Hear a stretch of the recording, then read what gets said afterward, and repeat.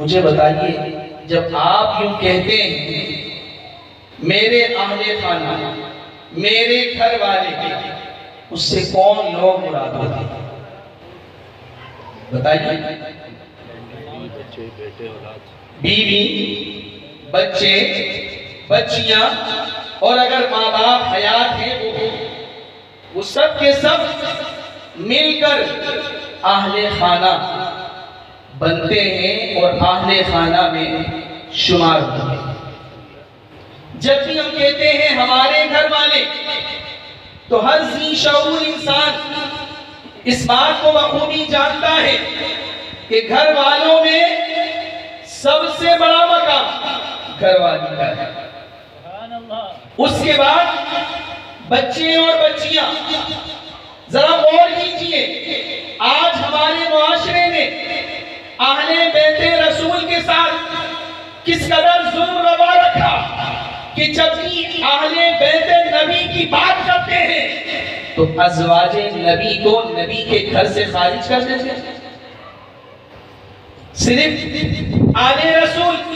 اولاد رسول کی بات کی جاتی ہے۔ یا تو عنوان آپ بدل دیجئے کہ آج کی محفل آل رسول صلی اللہ علیہ وسلم کے نام سے، آپ آل رسول کی فضیلت بیان کیجئے، کوئی بڑی کوئی منع نہیں، لیکن اگر آپ نے محفل کا عنوان اہل بیت رکھا ہے، فضائل اہل بیت رکھا ہے، تو فضائل اہل بیت کے عنوان کے بعد صرف حضرت علی کی شان بیان کرنا، صرف حضرت بی بی فاطمہ کی شان بیان کرنا،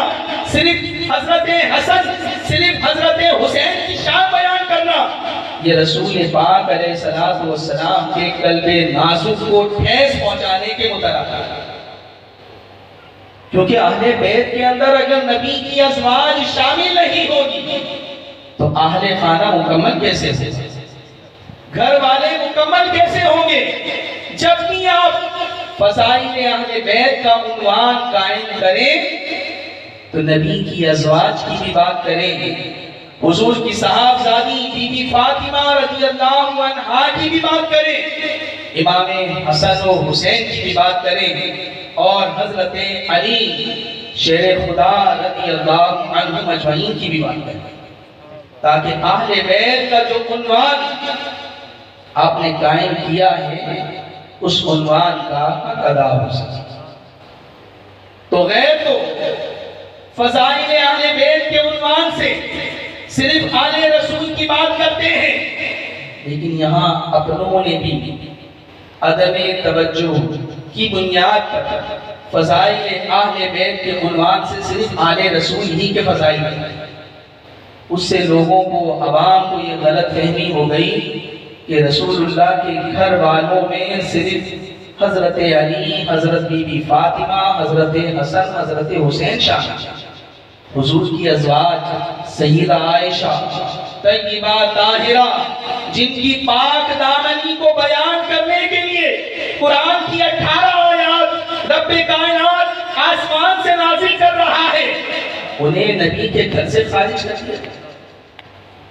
حضور کی دیگر ازواج جن کی فضیلتیں خود اللہ کے نبی نے بیان فرمائی، انہیں نبی کے گھر سے خارج کر دیا جائے، یہ کہاں کی دانش ہے، یہ کہاں کی عقل ہے؟ تو لہٰذا میری آپ سے پہلے ہی گزارش کہ مرشد گرامی کے عرس مبارک میں آپ آئے ہیں، پہلی بات تو یہ سمجھ لیں، سیکھ لیں کہ جب بھی فضائل اہل بیت کی بات کی جائے گی تو نبی کی ازواج کی بات بھی پہلے کی جائے گی، پھر حضور کی صاحبزادی اور صاحبزادوں کی بھی بات کی جائے گی،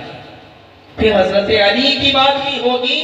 حضرات حسنین کریمین کی بات بھی ہوگی۔ لہٰذا آج سے